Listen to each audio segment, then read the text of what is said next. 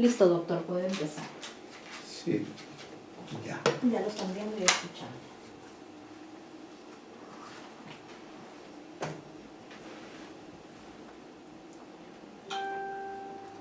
Ya están los alumnos, Sí, ¿no? sí, ya están los Ya. estudiantes. Porque ellos son 4, creo que Sí, 4 estudiantes.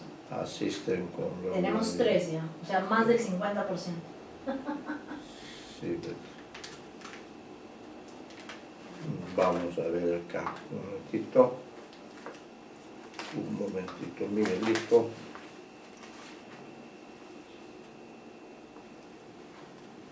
Lectura literaria. Bueno, ya estamos aquí en el curso de lecturas literarias. Profesor, disculpe, no sé si soy yo o no le escucho. No se escucha su audio. Ya. A ver un momento, por favor. No, no se le escucha, profesor. Tiene el micrófono apagado. Ya, vamos a resolver ese problema técnico. Ya está. Para que ustedes nos puedan escuchar. Ustedes, si no escuchan, sí, Ahora sí, efectivamente, profesor. ya me escuchan, ¿no? Ya me escuchan, muy bien. Entonces, bueno, en primer lugar, para no olvidarme, porque que es lo que no quiero hacer, es, vamos a seguir con las lecturas, pero para no olvidarme, como hemos leído, hemos leído y comentado varias estrofas del Martín Fierro, que como he dicho es una obra muy peculiar en la literatura hispanoamericana, y yo no creo que en la literatura peruana, ¿no? O quizá otra, pero por lo menos en la peruana no hay una obra así tan carismática, tan peculiar en su estructura, como es el Martín Fierro, ¿no? Por eso es que, por favor, en base a la lectura que hemos hecho y para provecho mismo de ustedes, porque además va a ser un trabajo calificado, les pido en todo caso que ustedes hagan un comentario libre, porque ustedes son alumnos, el curso también es un curso de lecturas, a un comentario libre, digamos, sobre la importancia temática, literaria, sociocultural, principalmente de los dos cantos que hemos leído, ¿no? Y lo entregan, pues, ya la próxima semana, ¿no? Martes o jueves un comentario de 1 o 2 carillas, si ustedes quieren agregar alguna bibliografía, pero sí que quede como un testimonio de que ustedes han leído y han podido analizar, han podido reconocer lo importante que es este tipo de narrador, ¿no? Que en pleno siglo XIX crea un personaje, crea un narrador, ¿no? Y es muy diferente la figura del autor, un narrador que encarna la figura del gaucho. Entonces, eso es lo que queremos que sea un pequeño trabajo acerca del gaucho como personaje, ¿no? Como que da su voz para denunciar, como un ejemplo de literatura de denuncia, como un ejemplo de literatura alusiva a un sector social que prácticamente desapareció, ¿no? Y ahí está el valor de esta obra, que precisamente es el testimonio literario de un grupo humano de los argentinos del siglo XIX y que desaparecieron lamentablemente por razones sobre todo de carácter político, pero en esa lucha por que no ocurra esa tragedia, ¿no? Don José Hernández tuvo la feliz iniciativa de escribir este poema famoso de Martín Fierro, que como hemos dicho, quiero que hagan un pequeño trabajo introductorio, un trabajo sobre el personaje mismo del gaucho con sus características, porque luego ese trabajo que ustedes hagan además les va a servir de complemento a un trabajo en el cual haremos un análisis comparativo entre el personaje del Martín Fierro y ciertos personajes creados por Jorge Luis Borges. Eso lo vamos a anunciar todavía en unas clases más hacia adelante. Bien, siguiendo el orden de las lecturas, entonces tenemos aquí frente a nosotros en la página número 37 de nuestro material, tenemos un texto, ¿no? Que se llama La poesía americana. ¿Por qué lo hemos incluido dentro de nuestras lecturas? Porque podríamos decir que Juan María Gutiérrez es, en este texto que vamos a leer, él inaugura un género propio de la literatura hispanoamericana, que recuerden ustedes que recién surge como literatura hispanoamericana en el siglo XIX. Entonces, él es el primer antólogo. Antólogo quiere decir el primero que selecciona, ¿no? Y por eso, antes de leer el texto, yo quisiera leer o comentar con ustedes algunos datos acerca de este personaje que es Juan María Gutiérrez, ¿no? Que también tuvo experiencias comunes a los románticos argentinos. Este Juan María Gutiérrez, cuyo texto vamos a leer, que es el prólogo a la primera antología que se llamaba América Poética, ¿no? Sin embargo, es un autor que además tuvo una actitud, y sobre eso también, a eso también me referiré, una actitud en pleno siglo XIX, cuando ya no éramos colonia de España, tuvo una actitud también muy interesante con respecto a, diríamos, las relaciones de igualdad que debería haber entre Hispanoamérica y España, ¿no? Bueno, en cuanto a Juan María Gutiérrez, como hemos indicado, fue miembro de la generación romántica, vivió entre 1809 y 1978, ¿no? Destacó en varios géneros literarios, pero principalmente es un investigador de la literatura.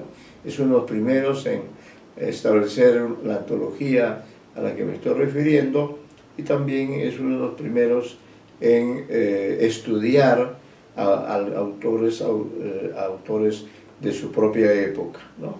Entonces fue uno de los primeros, ordenó los documentos de nuestra historia y el primero que empezó a escribirla y a ocuparse de sus contemporáneos. Fue contertulio del Salón de Marco Sastre, ¿no? Al que concurría con Vicente Fidel López. Con Echeverría y Alberti fundaron la Asociación de Mayo. Esta Asociación de Mayo tiene mucha importancia para la literatura argentina porque reunió a todos aquellos escritores que, diríamos, estaban en contra de la dictadura de Juan Manuel Rosas, ¿no? Y que todos ellos, o la mayoría de ellos, se fueron obligados a irse a Montevideo, y ahí hicieron una intensa campaña en contra de la dictadura de Rosas, que quiso imponerse, digamos, sobre los demás integrantes de los románticos, y quiso establecer un tipo de sociedad dictatorial, caudillesca, que era precisamente lo que los románticos argentinos no querían que ocurriera, porque por algo ya Argentina era independiente desde 1810. Por otra parte, como casi todos los integrantes de su generación, Juan María Gutiérrez recorrió varios países, como ya hemos señalado, estuvo exiliado en Montevideo por la dictadura de Rosas, pero luego en 1843 hizo un viaje a Europa en compañía de Alberti.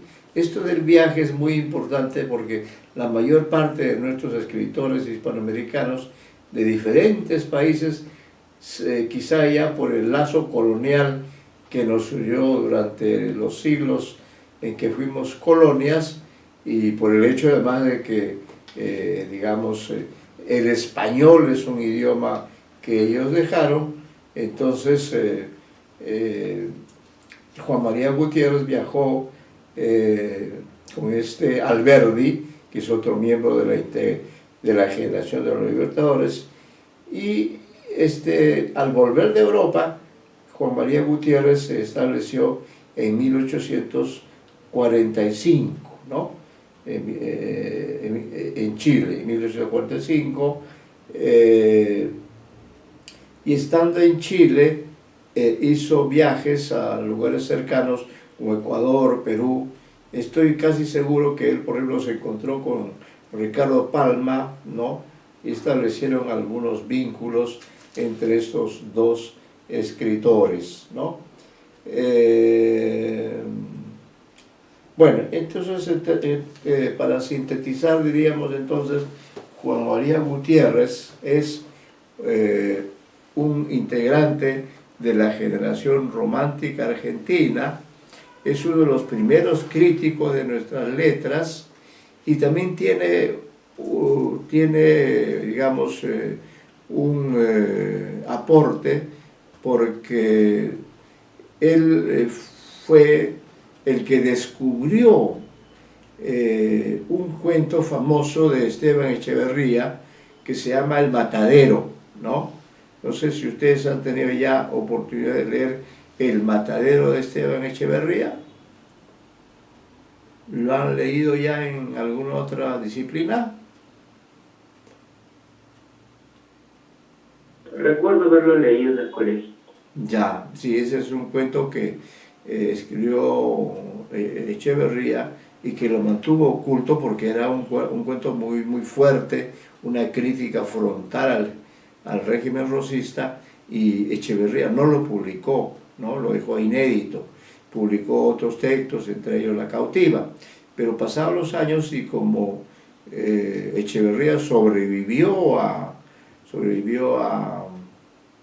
Echeverría, entonces haciendo una investigación de los papeles, descubrió este relato llamado El Matadero en 1871, y muchos críticos han considerado que aunque se publicó tardíamente, porque había sido escrito varias décadas después, de todas maneras es otro texto muy respetado de la literatura hispanoamericana, tanto así que muchas antologías del cuento hispanoamericano comienzan con El Matadero, ¿no? Bien, entonces decía yo que con motivo de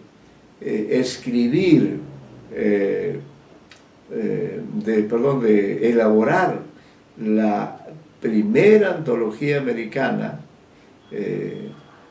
escribió este ensayo. Entonces acá nos encontramos con otro tipo de escritura, una escritura ya no en verso como la de Martín Fierro que hemos leído, sino nos encontramos con uno de los primeros ensayos críticos de este autor acerca de este proyecto que él tuvo, ¿no?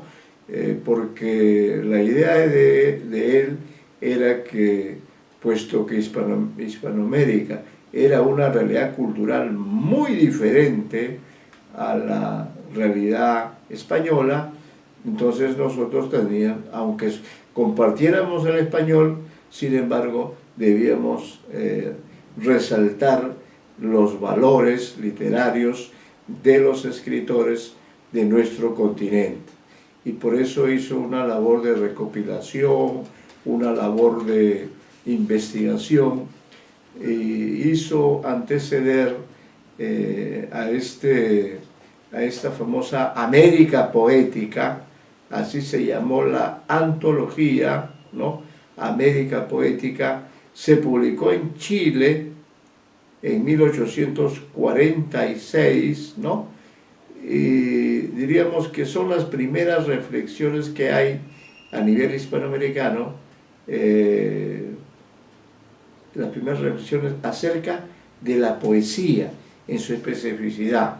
Después, claro, ya por ejemplo en el siglo XX tenemos las reflexiones valiosísimas de Carlos Fuentes, y creo que de alguna manera haremos un trabajo de comparación entre cuál es la imagen de la poesía que tiene Juan María Gutiérrez en pleno siglo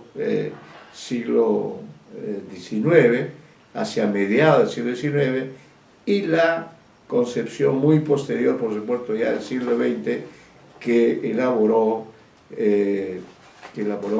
Octavio Paz en su libro El arco y la lira. Pero tengamos en cuenta entonces al leer, digamos, que estamos ante un documento histórico, es decir, ante un documento de un primer escritor hispanoamericano que se atrevió a elaborar una antología. Ahora son frecuentes las antologías por países, por géneros, etc.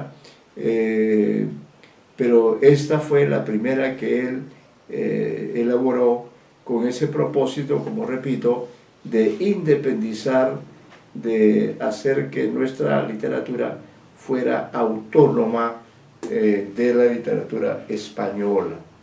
Incluso quiero indicarles que la importancia de este escritor está también señalada porque se le publicó este volumen que tengo aquí a la vista, que se llama Historia y Crítica, ¿no? Donde está el conjunto de ensayos que no están todos, por cierto, sino algunos ensayos que escribió Juan María Gutiérrez, como repito, y entre esos también está pues el que vamos a leer ahora, que es el que se llama Prólogo a América Poética, ¿no? Pero revisando el libro me encontré que hay un documento muy interesante que también quiero compartir con ustedes antes de la lectura del prólogo, y es que Juan María Gutiérrez realmente alcanzó tanta importancia en el siglo XIX, ¿no? Por todas las obras que escribió, que son muchas, dedicadas principalmente al estudio de nuestros escritores, ¿no? Que la Real Academia Española, hacia 1875, le envió una carta mediante la cual lo nombraba como correspondiente de la Real Academia Española, ¿no? Que, pues, claro, para él, como cualquier otro escritor, era un privilegio, porque ningún hispanoamericano había sido incorporado. Incluso posteriormente don Ricardo Palma estuvo también en la RAE, ¿no? Pero la actitud de Echeverría fue la de, diríamos, no aceptar esta condecoración, porque uno de los objetivos de la RAE en esos tiempos, creo que eso ahora ha cambiado, era que los escritores que eran miembros de la RAE debían fijarse en la pureza de la lengua española, ¿no? Y entonces cuando contesta Juan María Gutiérrez, él señala que acepta esa distinción, pero que en todo caso no se siente capaz de establecer criterios de pureza. ¿Por qué? Dice él, porque América, o mejor dicho, ya América entera, en particular España, producida la independencia, ya han establecido nexos de todo tipo, idiomáticos, culturales, etcétera, con otros países, ¿no? En consecuencia, dice, mal haría yo en aceptar esta distinción de fijarme en la pureza del idioma español, cuando yo veo a mi alrededor que en realidad nuestro español, claro, sigue siendo el idioma importante, pero está ya mezclado de elementos de otros idiomas, de italianismos, de palabras del francés o incluso del inglés, ¿no? Porque son varias lenguas ya las que confluyen en el siglo XIX, después de la independencia, y por esa razón él tiene también, eso hay que destacar, esta actitud, ¿no? De luchar por la autonomía, es decir, que nuestras lenguas hispanoamericanas tienen que estar al mismo nivel, no son menores que la lengua española. Felizmente ahora ya el criterio es un poco diferente, ¿no? Bien, entonces en este prólogo él fija sus ideas acerca de la poesía americana, que repito, es un concepto que no hemos discutido, pero que seguramente con las ideas de Octavio Paz insistiremos en la importancia de la poesía y la manera como se ha plasmado este género en nuestro continente. Pero creo que es no una primicia, pero sí un testimonio más bien histórico de cómo pensaba la poesía americana, Juan María Gutiérrez, en esta oportunidad con motivo del prólogo América Poética, publicado en 1846 en Santiago de Chile, ¿no? Como hemos indicado, él perteneció a una generación de proscritos, de exiliados, estuvo en Montevideo, estuvo en Chile, estuvo en Perú también, estoy seguro, ¿no? Estoy seguro de su colaboración con Ricardo Palma, porque son más o menos contemporáneos, aunque Juan María Gutiérrez murió en 1878, mientras que don Ricardo Palma falleció todavía en el siglo siguiente, ¿no? Juan María Gutiérrez colaboró en muchísimas revistas, y lo que encontraba en un libro de historia es que sus obras completas no habían sido publicadas. Quizá a estas alturas de los tiempos ya hayan sido publicadas estas obras completas. Este volumen que tengo acá de Historia y Crítica tiene también un interesante prólogo donde se destaca, ¿no?, justamente la importancia de este gran escritor, de este crítico, del cual hemos querido darles algunos datos para que ustedes también lo consideren, ¿no? Es uno de nuestros primeros críticos literarios, ¿no? Y en esa condición es que él efectúa este prólogo llamado La poesía americana, ¿no? Bien, vamos a pedir que ustedes lo puedan leer, por favor. Los alumnos, cualquiera de los alumnos que está presente, quisiera que tenga el favor, que me haga el favor de leer este texto. Cualquiera de ustedes.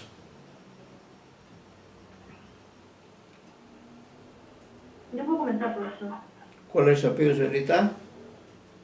Loero. ¿Perdón? Loero. Loero, ya. Loero.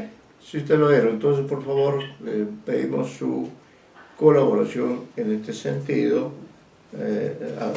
sobre este ensayo introductorio escrito por nuestro querido amigo, nuestro querido escritor hispanoamericano Juan María Gutiérrez, cuya importancia, como hemos dicho, es de primer nivel. Sí. ¿Qué dijo Juan María Gutiérrez en ese prólogo que estamos leyendo ahora? Si hay cielos y climas propicios a la imaginación, como los de Grecia e Italia, deben contarse entre ellos los del Nuevo Mundo, en donde sus primeros descubridores creyeron hallar el paraíso terrenal y admiraron constelaciones desconocidas y esplendentes. No solo el mundo material se agrandó por el hallazgo de América, sino que tomó con creces la fuerza intelectual del hombre, a quien vemos, desde fines del siglo XV, desplegar mayor inventiva y audacia. Colón, piloto y cosmógrafo, se transforma en poeta en presencia de las primitivas y fragantes florestas, y dirige a los reyes católicos, aquellos bellos trozos de poesía descriptiva, rebosando en profundo sentimiento de la naturaleza, que la historia nos ha dado a conocer con el humilde título de carta. Su vida misma es una odisea, así como las narraciones de las proezas de los conquistadores pueden considerarse como romanceros secretos con sus espadas tintas en sangre de indígenas. Pero existen hechos más positivos para demostrar la influencia que nuestro continente ejerce sobre las facultades de crear y de sentir. Los españoles no han notado esos hechos o intencionalmente los han dejado sin mención, siendo así que se manifiestan por sí mismos. ¿Cómo podrá negarse que la musa épica de los castellanos es una amazona americana?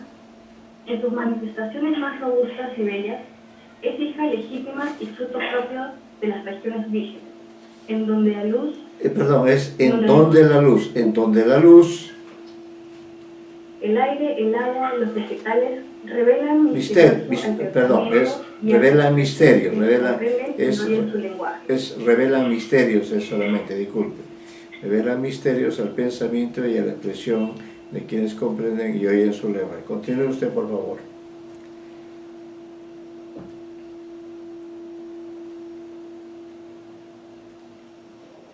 Convienen los mejores críticos en que los poemas sobresalientes del Parnaso de nuestros padres son tres: la Araucana, el Bernardo y la Cristiada.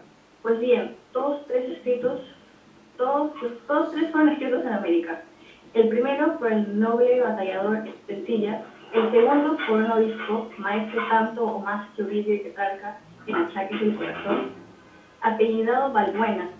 El tercero por un santo varón que parece embriagado en el amor del crucificado, cual si hubiera bebido del vino hecho sangre de la última cena. En estas tres producciones resalta sin esfuerzo el sello impreso por el lugar en que fueron concebidas. Las octavas de Ercilla resuenan como clarines de guerra y pintan caracteres inquebrantables y hechos de bravura y de patriotismo dignos de los hijos jamás domados de las selvas y breñas de Arauco. La impetuosa fantasía de Balbuena corre con extrema libertad en sus cantos y complicados episodios a remedio del magnífico desorden con que la naturaleza se sobre el suelo de las Antillas. Y bajo la apacible atmósfera de la ciudad de los Reyes, ¿qué otras inspiraciones que las de amor y de la caridad pudieron despertarse en las sensibles enseñanzas del Padre Ojeda? Sí, Padre Ojeda, entonces... Antes que la sí. Sí, usted. Antes que la civilización cristiana penetrase en América, era ya muy estimado en ella el talento poético.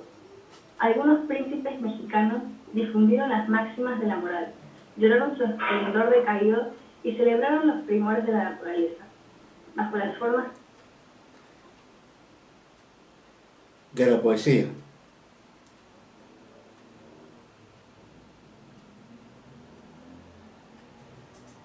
Cantores, el ejercicio de la más alta facultad del espíritu humano. La voz de los arabicus, según el testimonio de Garcilaso, se alzaba en los triunfos, en las grandes solemnidades del imperio, y sus poesías, como la historia, estaban destinadas a perpetuar el recuerdo de las hazañas y de los acontecimientos nacionales. A encerrar exclusivamente la poesía en aquellos emporios de civilización antigua.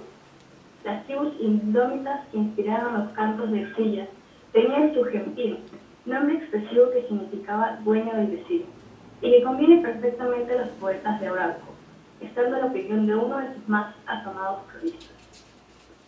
Quienes adoraron al Lazo de Lidia como una de sus primeras divinidades, debieron experimentar el entusiasmo que distingue al poeta, ayudándose para expresarlo de las imágenes pintorescas propias de los idiomas primitivos. Por esa razón es que, según los viajeros en América y sus numerosos historiadores y sus numerosos... Se repite, sí, disculpe ahí. Ya more en las llanuras o en las montañas, que no posea sus varones inspirados y su poesía más o menos rústica. Cuando la lengua de Castilla se arraigó en la parte meridional de nuestro continente, sus hijos enriquecieron a la madre patria, no menos con los tesoros de sus suelos que con sus aventajados talentos que fecundiza un sol ardiente y desarrolla una naturaleza grandiosa y magnífica. Ellos cantaron en el habla de Mena y de León, no con rudas zampoñas, sino con lira grave, y muchas y muy lozanas hojas de laurel de Apolo. Dejó caer el monstruo de los ingenios españoles sobre sienes americanas. Don Juan de Alarcón, guía del gran Cornell en sus más celebrados aciertos, y la bestia mexicana, de quienes extensamente nos hemos ocupado, no son los únicos nombres gloriosos del Parnaso americano en la época colonial.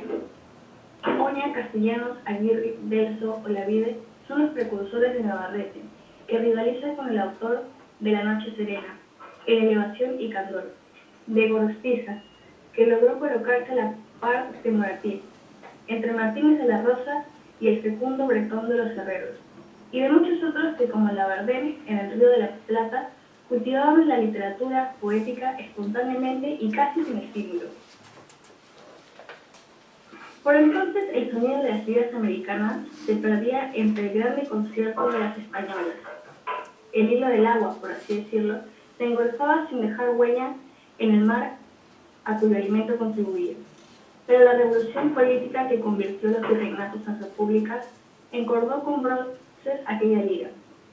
Y como la única ocupación de los brazos fue el manejo de las espadas, y la victoria la exclusiva inspiratriz del ingenio, el carácter de la poesía, durante la lucha de la independencia fue puramente guerrero.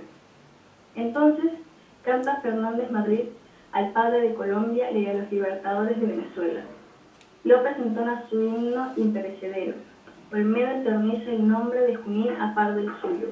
Y muchos otros entusiastas y nobles siguen el carro de la victoria hasta el término de su carrera. De entonces hasta los días actuales, toma la poesía otra dirección en América. Los poetas pudieron pensar en sí mismos e interesar con sus dolores o con sus dichas personales. Las flores, el cielo, la mujer, la naturaleza, la tradición histórica, los recuerdos, en fin, hijos del silencio, entraron como coloridos en el pincel del poeta. Aquellos mismos que antes cantaron a los héroes, cantan las rosas, o vierten en lengua maternal las descripciones de Delille o los pensamientos de Poe. Pesado traduce a David y se inspira en los sagrados libros.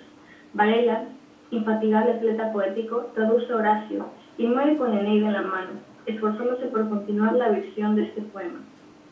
Todos nuestros escritores en verso han respetado religiosamente las conveniencias de la decencia y de la moralidad, y cada uno ha podido escribir al frente de sus producciones estas palabras de un base de la antigüedad. Sacerdote de las musas, canto para las almas inocentes y puras. La trivialidad no tiene sentido en la lírica americana. Sus notas son levantadas y nobles como son grandiosos los objetos de la naturaleza que le inspira. El cinismo y las provocaciones a la risa, propias de las literaturas achacosas y artificiales, se buscarán en vano entre los buenos versos firmados por nuestros poetas. Esta distinguida calidad puede explicarse por sus antecedentes personales, pues los más de ellos se educaron para el foro, se sentaron en las asambleas legislativas, representaban a sus gobiernos en países extranjeros, los presidieron a veces y siempre pertenecieron al movimiento político o a la administración de sus respectivas repúblicas. Ya está, gracias. Ahí nomás, hasta ahí nomás. Entonces, algunas observaciones, algunos comentarios que se quieran hacer sobre estas reflexiones que, como digo, tienen el carácter de ser las primicias del pensamiento de la literatura hispanoamericana con respecto a la poesía, ¿no? escritas por este Juan María Gutiérrez, cuyas características hemos señalado. No sé si tienen alguna pregunta, algún comentario acerca de este ensayo, que, como repito,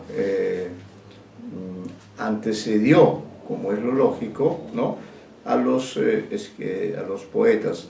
En otro texto he visto que en esta primera antología, vamos a decir, fueron 53 los poetas seleccionados, y los textos también, o sea, prácticamente se seleccionó un texto por poeta, ¿no? Claro, no eran como los tiempos actuales en que el acceso a las informaciones era fácil como ahora. En esos tiempos la única forma de viajar era en barco, ¿no?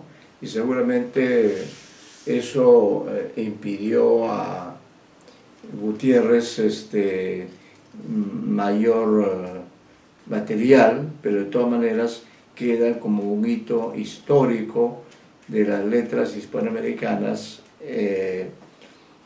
este prólogo que hemos querido compartir con ustedes, ¿no? Juan María Gutiérrez corresponde a la generación romántica. A continuación hemos reproducido algunos poemas, ¿no? Algunos poemas muy interesantes de grandes escritores hispanoamericanos, principalmente del siglo XIX. Creo que en algunos casos llegamos hasta el XX, ¿no? Vamos a ver aquí, sí. Bueno, para continuar en orden, entonces, antes de comenzar a leer estos textos, ustedes que probablemente han estudiado antes el curso, quisieran señalar algunas diferencias entre la literatura romántica, a la cual pertenece Juan María Gutiérrez, también el poema Martín Fierro, ¿no? Y qué significó el modernismo hispanoamericano, qué cambios trajo el modernismo hispanoamericano a nuestras letras, ¿no? Acá hemos señalado que el modernismo hispanoamericano fue, tuvo dos etapas, ¿no? Aquí hemos seleccionado una primera etapa, la de 1882 a 1896, desde el ismaelillo de Martí, ¿no?, de José Martí, ya estamos hablando de él, hasta las prosas profanas de Rubén Darío, ¿no? Y claro, entonces, no sé si antes de comenzar la lectura misma y el análisis, que en este caso harán ustedes, ¿no?, quería enseñar algunas características acerca del modernismo. Profesor. Sí. No sé si puedo alcanzarle algunas ideas. Por supuesto. A la lectura leída. ¿Cuál es su apellido? Medina ya. Medina, con todo gusto, por supuesto, sí. Sí, veo que en la lectura del autor se nota una, caracterización de la poesía de sus tiempos, que en este caso es la poesía americana, claro, de estas latitudes, y la hace desde un punto de vista bastante completo, en el sentido de indicar, por una parte, que es un producto original, que es un producto fresco, un producto que solamente puede nacer acá, porque está basado en estas experiencias, claro, pero a su vez también, si tiene alguna influencia o similitud, se podría asemejar a una poesía clásica, de gótico, inspiración clásica, porque inclusive menciona a Moratín en algún momento. Es decir, es una poesía didáctica que respeta las buenas formas, que respeta dar un mensaje trascendente, en vez de una risa fácil o hueca, y contrastando, por lo tanto, con las mejores obras, pero del periodo barroco, y más bien asemejándolas a Fray Luis de León, Así es decir, es. a la parte más clásica, más profunda, Así es. más, si se quiere, con un fondo, ¿no? Más trascendente. Más trascendente. Entonces, la línea que sigue este autor al hacer su crítica y al hacer su antología, seguramente, es la de unos autores con un buen dominio del idioma, pero a su vez también una muestra de aquellos aspectos más profundos que puede tener el alma americana, a diferencia de los refinamientos huecos que llama él de la literatura europea de su tiempo. Claro, sí, muy pertinentes sus observaciones. Lo que me llamó particularmente la atención, y esto lo digo como un detalle nada más, que tengo acá este libro de Esteban Echeverría, tiene un conjunto de ensayos acerca de temas que él dominaba. Lo que hemos leído minutos antes corresponde al prólogo América Poética. Luego hay un ensayo que se llama Poetisas Sudamericanas durante el régimen colonial. Lo he estado revisando así rápidamente y digamos señala realmente poetas que desde la página 17, nos vamos a la página 17 de este libro. Sí, y lo curioso que con lo que me he encontrado es con que menciona una serie de autores, pero por alguna razón en este ensayo particularmente no menciona a Sor Juana Inés, ¿no? Aunque él dice en otro artículo haberse ocupado de Sor Juana Inés. No creo que a un autor, cuando menciona en el ensayo que usted ha comentado, cuando se refiere a Sor Juana Inés, simplemente la llama, acá tengo el dato, ¿dónde está esto? La llama simplemente la Virgen, ¿no? Es decir, me pareció raro que siendo una poeta tan importante, Sor Juana Inés fue una escritora genial, ¿no? No le haya dado un mayor peso dentro de estas páginas, ¿no? Aunque, como acabo de decir, él menciona en alguna parte, en uno de sus ensayos, que él se ha ocupado y menciona a Sor Juana Inés. Pero lamentablemente en esta antología que tengo no existe ninguna referencia a Sor Juana Inés, que hubiera sido interesante porque Sor Juana, yo no sé cómo se podría señalar. Claro, Sor Juana es una escritora genial, ¿no? Que corresponde al siglo XVII, y claro, en ella se nota la influencia, y bueno, eso tampoco no es nada extraño ni nada que debe cuestionarse. Se nota la gran influencia de la literatura española, ¿no? Tanto en la parte conceptista como en la parte cultural, del culturalismo, perdón.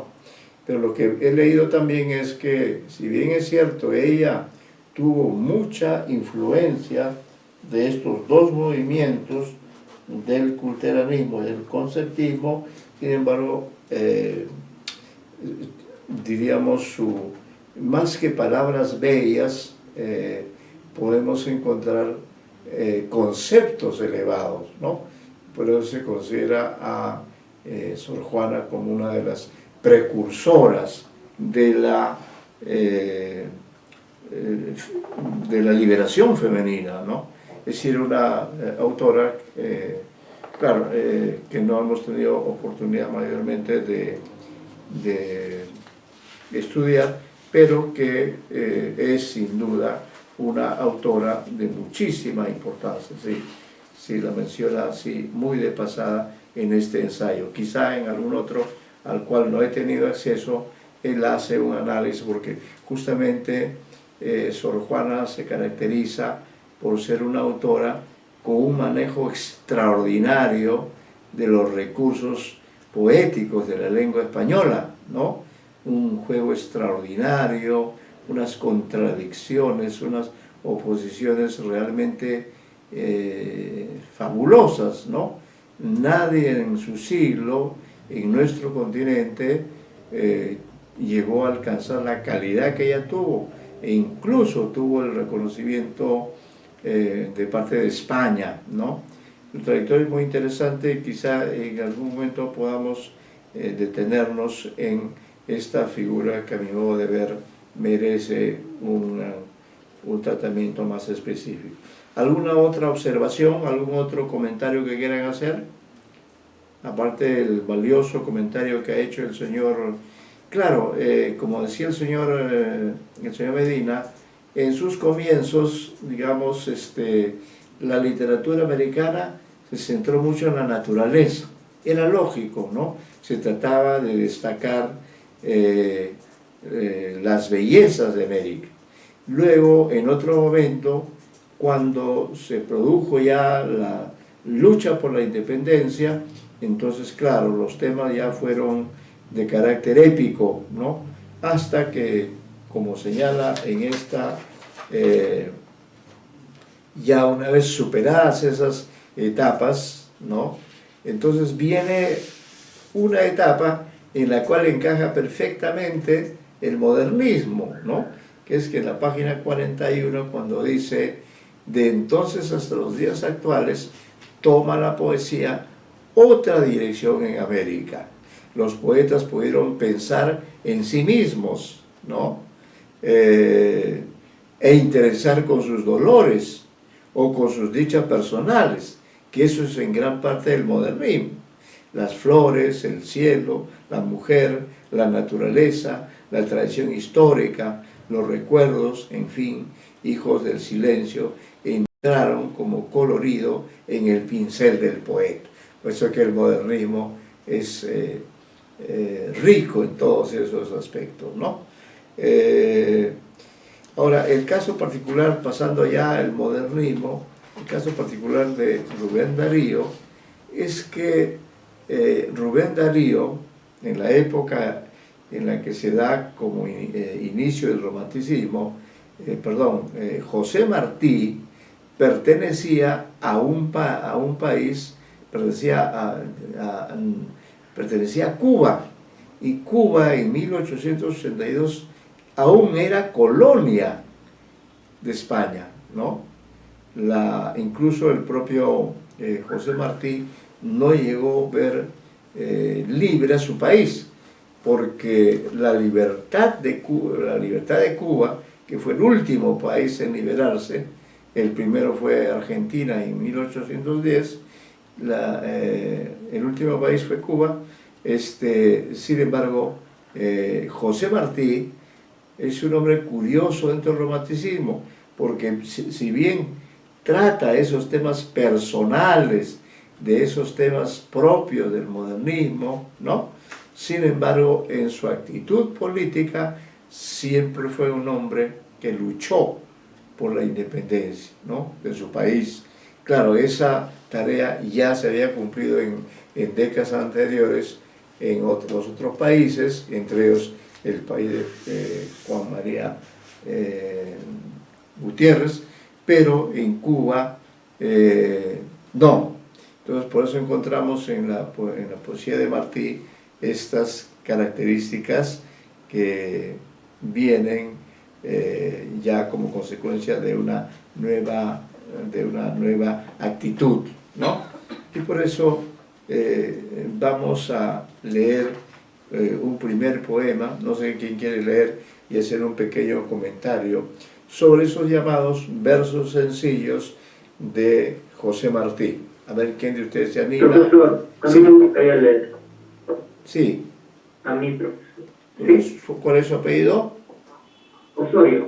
Osorio, ya. Entonces, señor Osorio, le vamos a pedir a usted que lea el verso 5, que va a ser la página siguiente, y luego para que veamos cómo las facetas de las que trata la poesía de Martí son tan diversas. Le escuchamos, señor Osorio.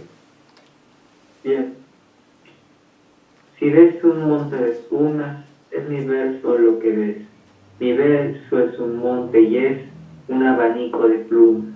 Mi verso es como un puñal que por el puño echa flor. Mi verso es un surtidor que da un agua de coral. Mi verso es de un verde claro y de un carmín encendido. Mi verso es un ciervo herido que busca en el mundo amparo.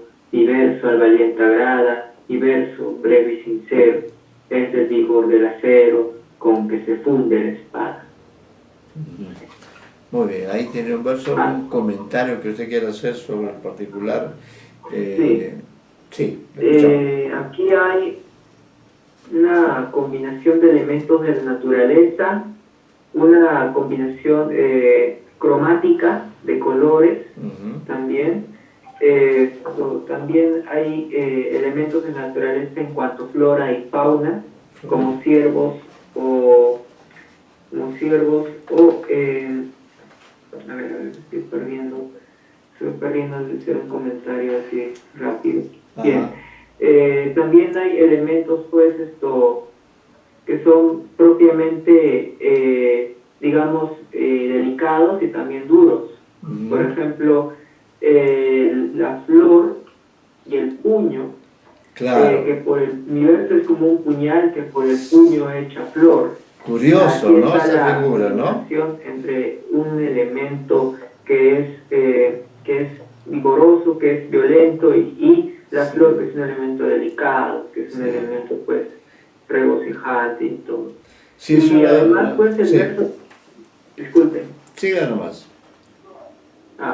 Y además veo que el verso pues José Martí es de lo que se está hablando en primer lugar. El yo poético está escribiendo su verso y le está dando cualidades pues que lo enaltecen, de tal forma que su verso es un abanico de plumas, su verso es elegante en tono, su verso es delicado, su verso es suave, pero también es fuerte, también es vigoroso, también es potente, como el acero con que se funde la espada.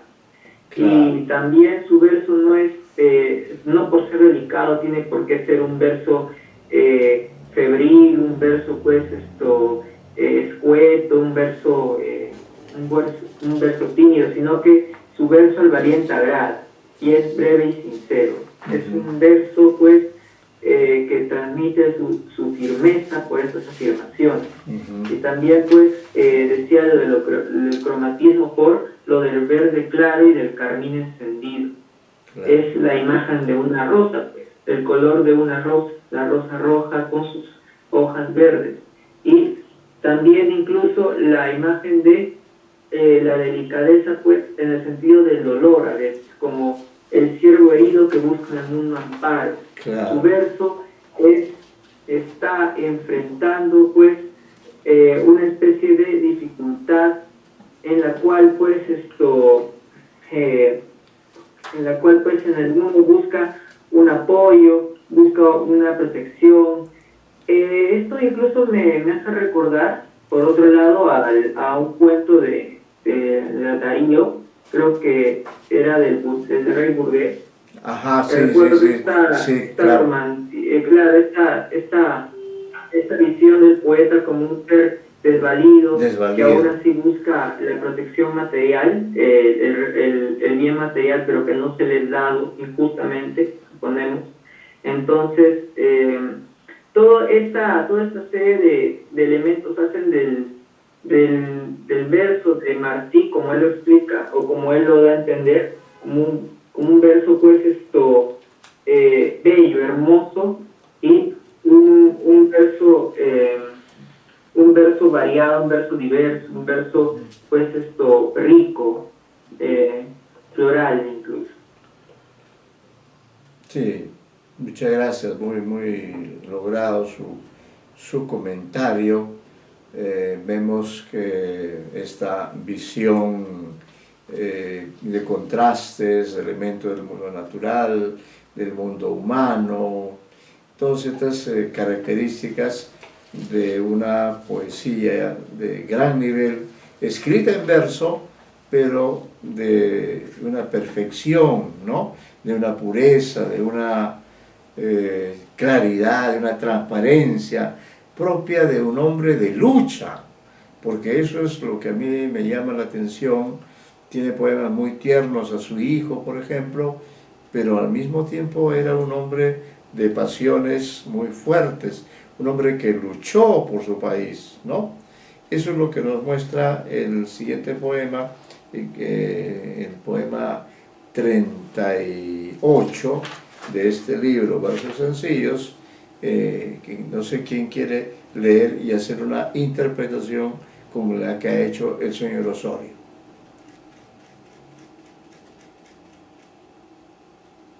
Ha participado ya el señor Medina también con sus intervenciones, algo que él quiera también volver a participar, no hay problema. Los 4 estudiantes están conectados. ¿Mm? Los 4 estudiantes Están los 4 conectados. estudiantes, Sí, ya. están presentes. Entonces, como están los 4 estudiantes, yo tengo sus nombres. Sí, usted tiene la lista en 3. Sí, yo tengo, sí, claro, sí. No, además yo estoy anotando acá en el... Sí, porque luego hay que poner la nota de participación. Claro que sí. Bueno,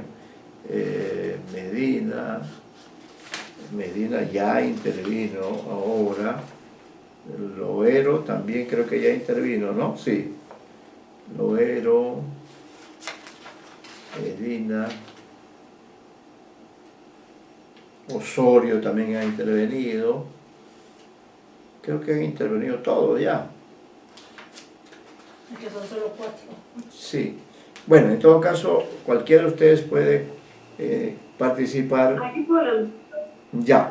¿Cómo apellida? Loero. ¿Ah? La señorita Loero. Loero. Ah. Ya.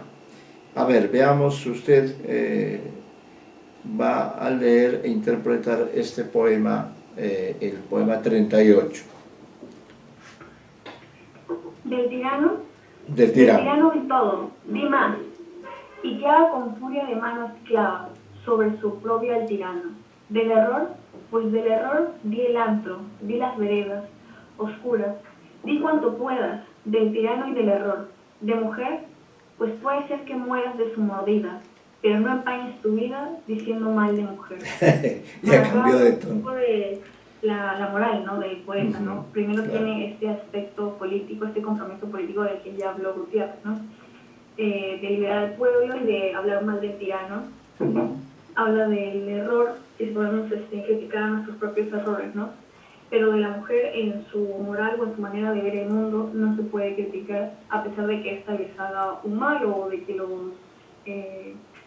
los haga un mal amoroso, un mal sentimental, emocional, como sea, ¿no?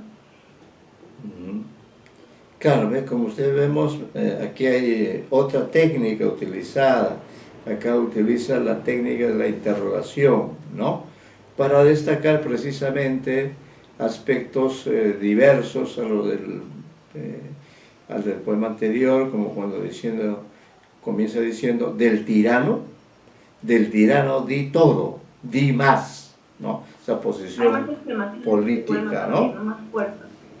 Sí. Y clava con furia de mano esclava sobre su oprobio al tirano. Del error, pues del error di el antro, de las veredas oscuras, di cuanto puedas, del tirano y del error, ¿no? O sea, critica los aspectos malos, pero cuando habla de la mujer, dice, ¿de mujer? Pues puede ser que mueras de su mordida, ¿no? Pero no empañes tu vida diciendo mal de mujer, ¿no? Pone a salvo, en todo caso, su actitud, pone a salvo esta tendencia que a veces hay en los seres humanos en maltratar o en hablar mal de la mujer, ¿no? Muy bien. El siguiente texto, ¿quién lo va a analizar? Ya, sería Medina. Medina, gracias, señor Medina. Ok. Tiene el leopardo un abrigo en su monte seco y pardo. Yo tengo más que leopardo, porque tengo un buen amigo. Duerme como en un juguete, la mushme en su cojinete de arte de Japón. Yo digo, no hay cojín como un amigo. Tiene el conde su abolengo, tiene la aurora el mendigo, tiene ala el ave. Yo tengo, allá en México, un amigo. Tiene el señor presidente un jardín con una fuente y un tesoro en oro y trigo. Tengo más, tengo un amigo. Bueno, son versos sencillos y sin embargo de una profundidad que realmente dejan boquiabierto a la sensibilidad. Sí. En principio, la palabra mushma, he encontrado que dice que desciende del japonés y significa la niña, la hija o la chica. Entonces, la interpretación sería la niña en su cojinete de arte del Japón, o sea, duerme ella. Duerme, en su ya. cojín. Y lo que él dice es, no hay cojín como un amigo. O sea, es un verso que resalta la calidad de la amistad, una amistad sincera, una amistad profunda, un amigo que cuida las espaldas de su amigo, un amigo que implica una confianza porque él se la ha ganado. Y inclusive traspasa fronteras porque en México él tiene un amigo. Claro. Y también habla de que el conde tiene un abolengo, es decir, algo que lo respalda. Claro. El amigo respalda a sus amigos. El mendigo, ¿qué tiene? La esperanza de un nuevo día, un nuevo amanecer. Y eso también sería un amigo. ¿Qué tiene el ave? Algo donde suspenderse, que sería el ala, que le permite de esta manera volar. Y eso sería el amigo también. Claro. Entonces, todas esas características que van increciendo en una gradualidad, van dibujando la calificación o la calidad de un buen amigo respecto a su compañero. Y es un tesoro en oro, que es algo valioso, ¿no? Un objeto de mucho valor, y en trigo, que es algo que alimenta. Pero él tiene más, él tiene un amigo. Claro. Entonces, realmente es un buen remate del poema desde el punto de vista del mensaje. Claro, y sobre estas todo son palabras cotidianas. cotidianas, ¿no? Y destacando pues aspectos humanos, ¿no? Es decir, que más allá del valor material, del valor del oro o del trigo, dice, tengo más, tengo un amigo, ¿no? Es decir, resalta realmente el valor de la amistad. Muy bien, gracias señor Medina nuevamente por su valioso comentario. Luego, yo aquí transcribí estos, antes de que entremos a este otro gran poeta que es Gutiérrez Nájera, escribí estas, copié estas frases que tiene escritas José Martí, y que muestran precisamente la calidad personal, la calidad estética, ese deseo de que la literatura hispanoamericana mejore, ¿no?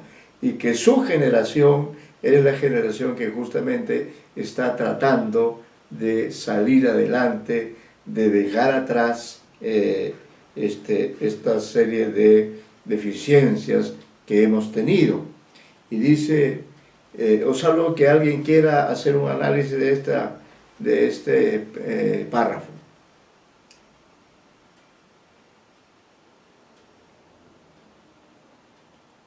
Si alguien se anima, también podría analizar este párrafo. Es una frase muy conocida, un fragmento muy conocido de Martí, ¿no? Como una especie de arte poética.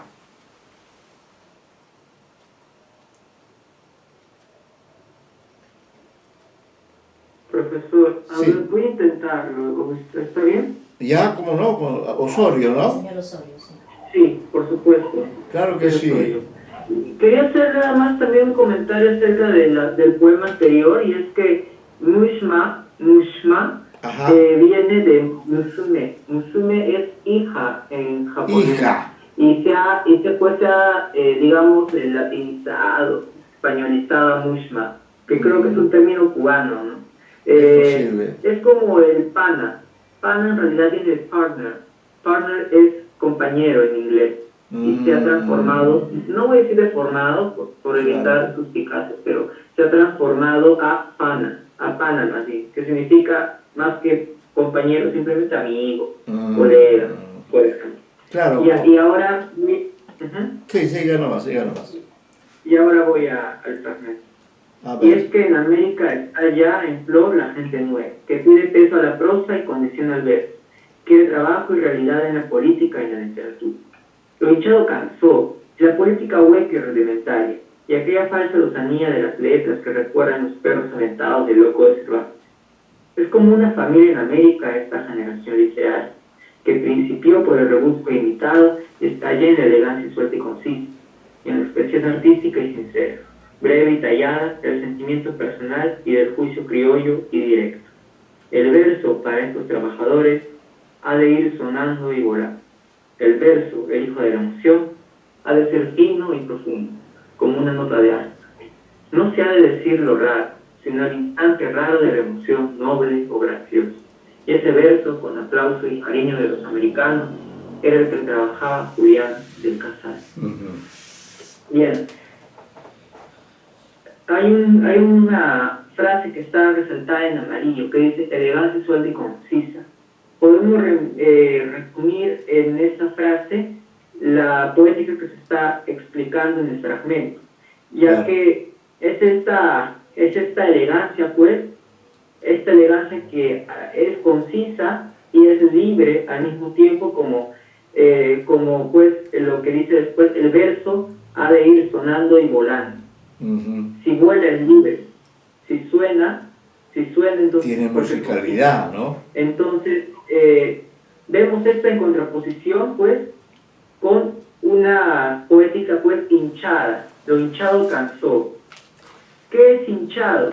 Yo supongo que el hinchado es esa poesía rimbombante y puramente formalista, claro, que no tiene más que protegerse en su métrica, digamos. Y esa falsa lozanía de las letras que recuerdan los perros aventados del loco de Cervantes, lozanía, falsa lozanía de las letras. Lozanía, si no estoy mal, refiere a juventud, ¿verdad? Lozanía. Sí, es un vigor, es un falso vigor de letras que recuerdan los perros aventados del loco de Cervantes. Aquí pues hace referencia a una literatura pues del siglo XVII, una literatura pues ya digamos así, fosilizada en la tradición, en el canon. Pero no solamente los comentarios poéticos son importantes aquí, sino también el comentario político, porque aquí pues esta nueva generación literaria de América no solamente quiere peso a la prosa y condiciona al verso, o sea, quiere que su prosa sea más enriquecida de contenido, y que el verso tenga muchísima mejor calidad formal, en el sentido de que no sea solamente forma, que también tenga una potencia, una contundencia, digamos, de contenido, ¿verdad? Eso es lo que le llaman el equilibrio. Yo voy a suponer eso, ¿verdad? Porque si se está criticando lo hinchado, en el sentido de lo rimbombante, hueco, lo totalmente formal, métrico y con temas baladí, digamos, ya.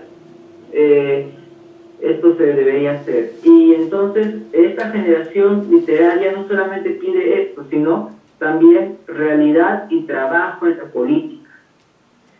Esto pues ya tiene esta generación su agenda política, que ve con trabajo y realidad, en contraposición con una política hueca y rudimentaria, una política atrasada.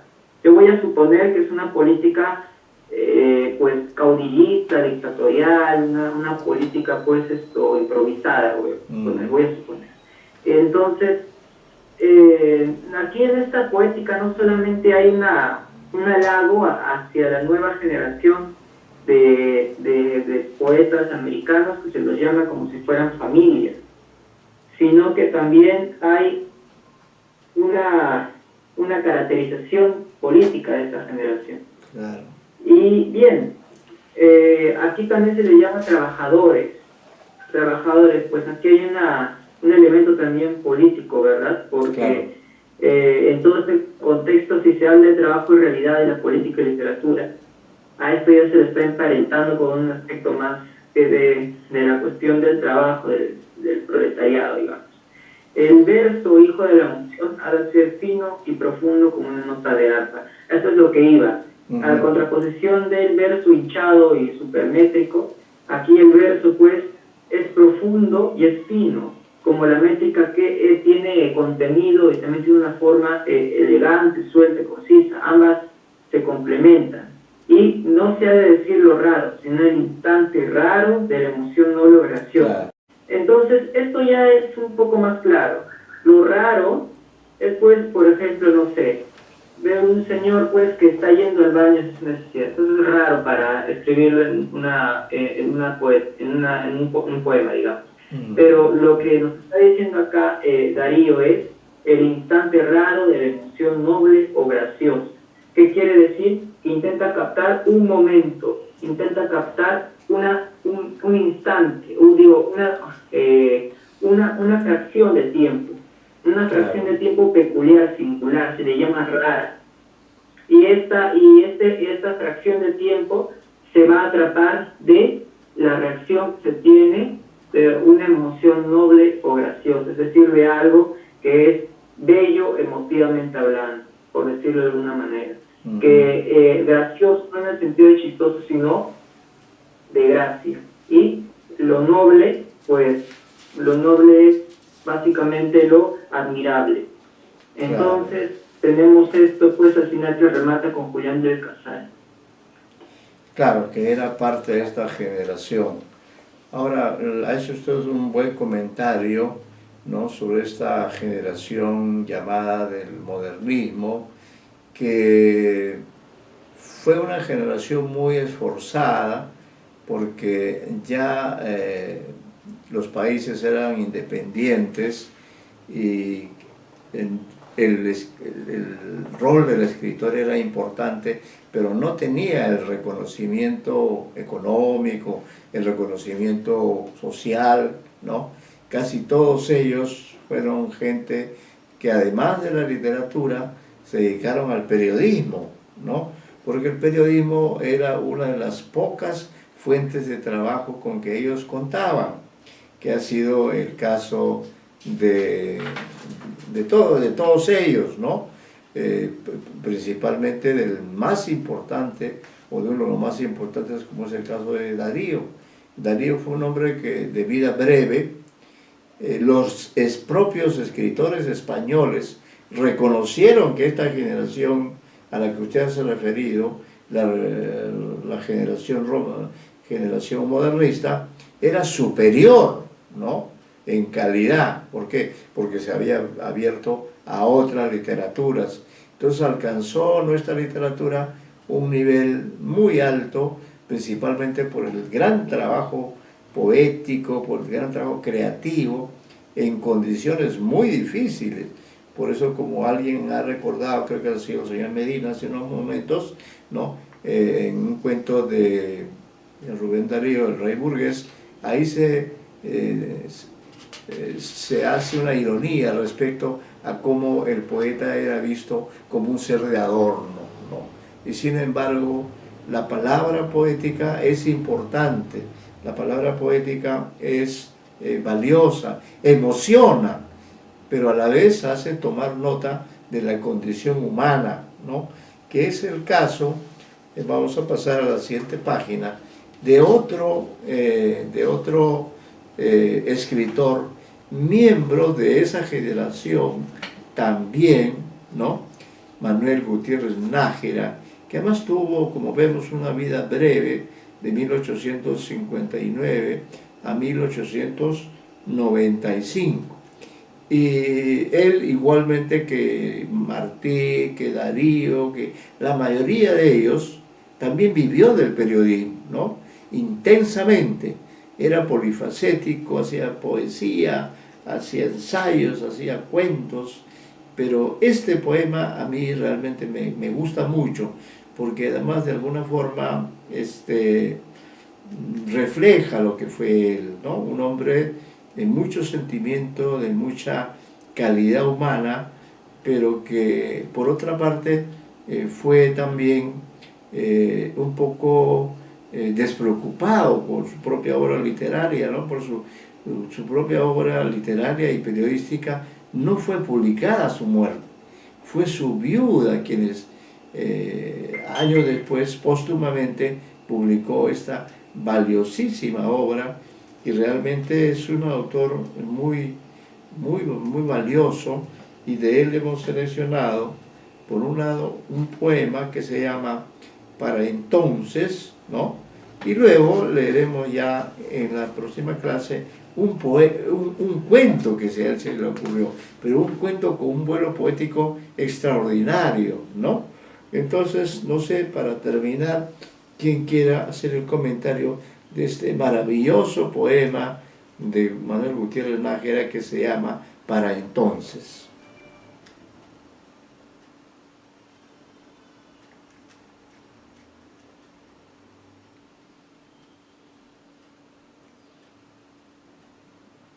¿Me molestaría si participo una vez más? De ninguna manera, señor Osorio, ¿no? Sí. Hágale una muy buena lectura porque es un poema muy hermoso, ¿no? Y luego ya hace usted el comentario respectivo. Bien.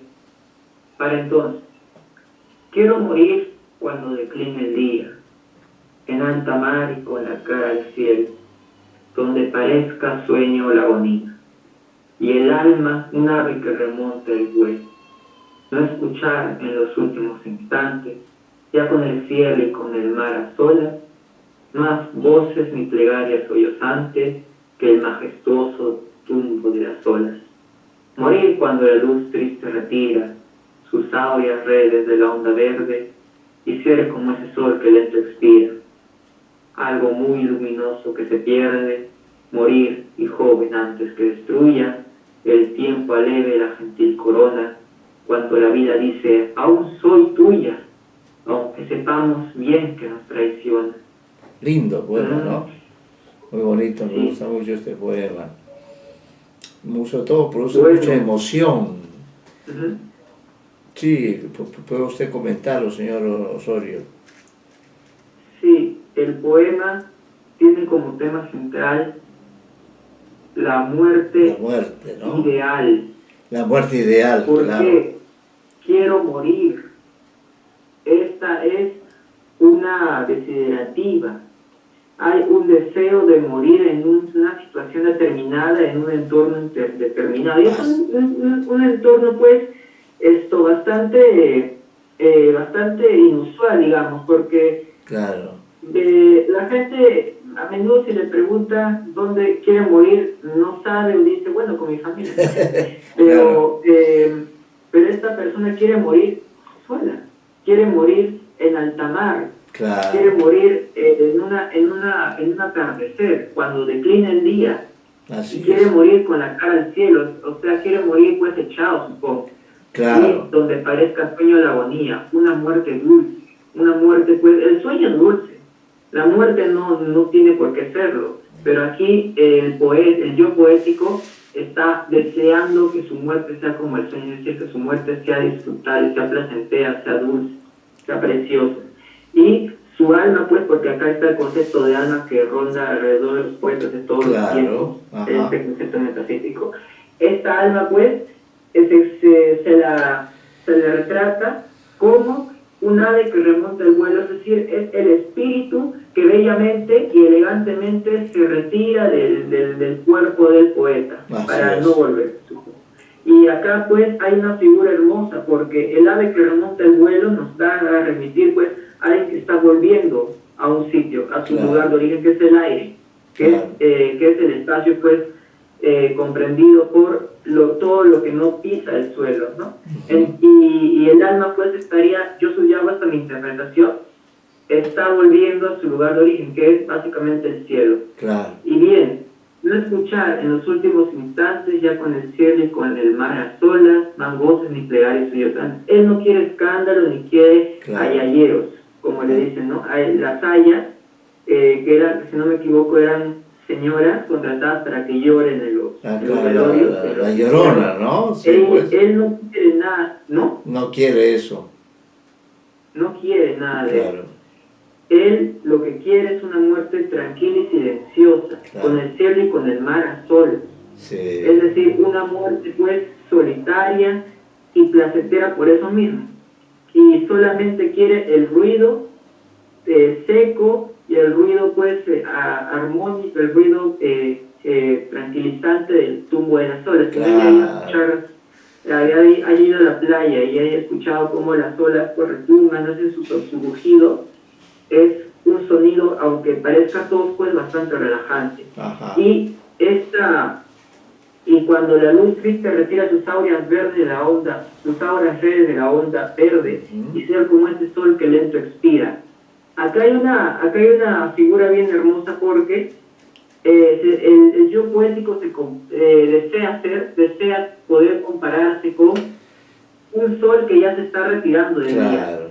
Y así como el sol lenta y tranquilamente se retira de nuestro cielo, o de nuestra vista del cielo, también él quiere retirarse de la vida lenta, Claro. y tranquilamente. Ujú. Algo muy luminoso que se pierde. Morir joven, antes que destruya el tiempo, eleve la gentil corona. Esto es muy interesante. También. Porque él quiere morir joven. ¿Morir joven? ¿Por qué no morir viejo? Morir joven. Él no quiere que la vida le arruine le arruine su ser, pues. Claro. Antes de que él pueda pues morir de una manera pues bastante elegante, de una manera Plena, ¿no? En la una plenitud manera de su graciosa, fuerza, en el ¿no? sentido de gracia, Ajá. lleno de gracia, irse sin sufrir lo que ocasiona pues la vida misma, pues, porque la vida a medida que uno lo vive le va causando más dolores dependiendo Lo va de la deteriorando, suerte. ¿no? Y él quiere evitar esos problemas. Y cuando la vida dice, aún soy tuya, aunque sepamos bien que nos traiciona, aquí se hace una sentencia bien fuerte, Claro. que la vida traiciona. Claro. Entonces la vida es negativa, semióticamente diríamos la vida es disfórica, porque la vida aquí causa dolor, causa Claro. sufrimiento, y tenemos implícito esto porque si nos traiciona no es que porque nos traicione para algo bueno. Claro. Entonces la vida aquí nos intenta retener de alguna manera, se personifica la vida haciéndole decir que por favor quédate, aún soy tuya. Ujú. Pero no le cree el yo poético, la ve como traicionera. Y es así Así como es. su vida, su escenario ideal se construye, pues en un escenario en el que él es joven, cada que intenta evitar a la vida traicionera.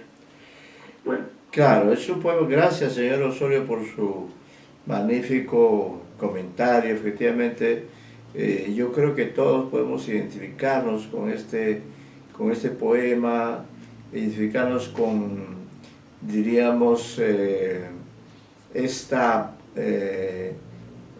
voluntad que tiene él de morir como a él le parezca, ¿no? En coincidencia con los elementos de la naturaleza, no quiere plegarias, no quiere nada que lo distraiga de esta suerte de extinción, ¿no? Y en ese sentido compara, como usted ha señalado, la muerte con el ocaso del sol, ¿no? Cuando dice, cuando la luz triste retira sus áureas redes de la onda verde y ser como ese sol que lento expira. Eso es también, es decir, ya la naturaleza nos da una imagen de lo que es nuestra vida, porque durante el día somos plenos, pero cuando llega la noche, llega la muerte, ¿no? Entonces hay una muy buena comparación que él establece, y también esa conciencia del tiempo, ¿no? Frente a la cual él dice, morir y joven, antes que destruya el tiempo aleve la gentil corona, ¿no? El tiempo traidor, ¿no? Cuando la vida dice, soy tuya, aunque sepamos bien que nos traiciona, ¿no? Es un gran poema, el de... Más bien hemos visto acá, estamos viendo que me parece que la señorita Marco no ha participado, ¿no? ¿O sí? Creo que no. En todo caso, le invitamos a participar en la próxima clase con la lectura del cuento. Es un cuento muy, muy lindo, muy, muy poético también, de Gutiérrez Nájera, Los amores del poeta. Eso es lo que vamos a ver, y otro texto más en la próxima clase. Muy buenas tardes y los felicito por sus participaciones, porque estamos pues, precisamente... Muchas gracias, profesor. Sí, hasta luego entonces a todas ustedes. Muchas gracias. Muy buenas tardes. Gracias, profesor. Gracias. Cuídense también.